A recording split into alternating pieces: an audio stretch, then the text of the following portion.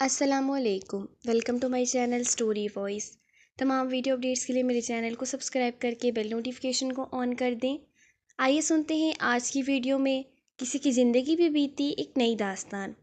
یہ چند ماہ پہلے کا واقعہ ہے، مگر میرے لیے انتہائی یادگار بن گیا ہے، کیونکہ یہ نہ صرف یادگار ہے بلکہ ایک خاصا پراسرار اور دلچسپ بھی ہے۔ میرے BA کے امتحانات ہونے والے تھے، مگر ان سے کچھ دن پہلے ہی اچانک میری طبیعت خراب ہو گئی۔ کئی روز تک بستر سے ہلا جلا بھی نہ گیا۔ نقاہت اس قدر تھی کہ بستر سے اٹھتی تو سر چکرانے لگتا اور مجبوراً مجھے دوبارہ لیٹ جانا پڑتا۔ اس سب میں پڑھائی بھی ڈسٹرب ہو کر رہ گئی تھی۔ ڈاکٹر کی ہدایت پر مسلسل کئی روز دوا کھانے کے بعد کچھ افاقہ ہوا۔ اس دوران میرا ایک ہفتہ ضائع ہو گیا تھا اور کمزوری الگ محسوس ہو رہی تھی۔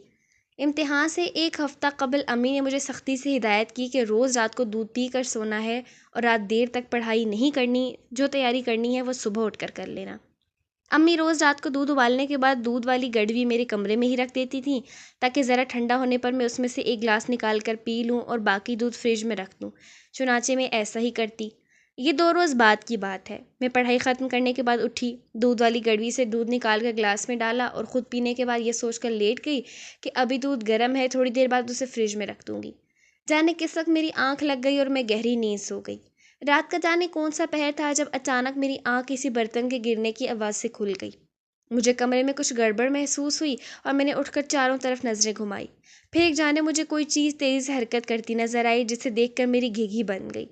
چھوٹی سی کوئی چیز کمرے کے فرش پر تیزی سے اچھل رہی تھی اور اس کی اس حرکت سے برتن گرنے کی آواز پیدا ہو رہی تھی۔ اب میری نظریں نیم اندھیرے میں کچھ حد تک دیکھنے کے قابل ہو گئی تھیں۔ اب جو میں نے غور سے دیکھا تو معلوم ہوا کوئی سیاہ رنگ کی چیز دودھ والی گڑوی کو لے کر اوپر نیچے ایسے اچھل رہی ہے جیسے کوئی گیند ہو، اور اسی سے وہ برتن گرنے جیسی آواز پیدا ہو رہی تھی۔ مگر ابھی تک میں یہ بات سمجھ نہیں سکی تھی کہ آخر وہ کیا چیز ہے۔ اب شاید اس سیاہ چیز کو میری موجودگی کا احساس ہو گیا تھا اور اس نے زیادہ زور زور سے اچھلنا شروع کر دیا۔ میں اگرچہ بہت خوفزدہ تھی، مگر نہ تو چیخ رہی تھی اور نہ ہی کمرے سے بھاگنے کی کوشش کی تھی۔ پھر میں نے ہمت جمع کی اور اٹھ کر کمرے کی لائٹ جلا دی۔ اب منظر واضح تھا، سو میں نے بے اختیار غور سے دیکھا۔ اوہ! بے اختیار میرے منہ سے نکلا۔ سیاہ رنگ کی بلوی گڑوی کے منہ میں پھنسائے بیٹھی تھی۔